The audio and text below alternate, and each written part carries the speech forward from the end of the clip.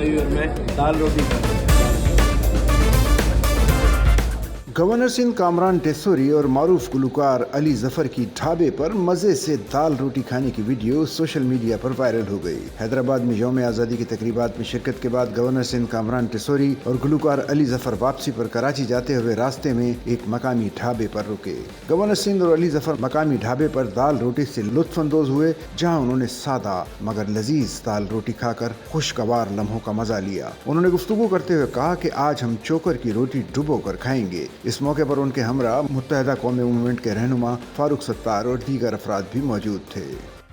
Sachal news net work کی videos میں خوش آمدید۔ ناظرین، ویڈیو سے متعلق اپنی قیمتی رائے کا اظہار کمنٹ باکس میں ضرور کریں اور چینل کو سبسکرائب کریں۔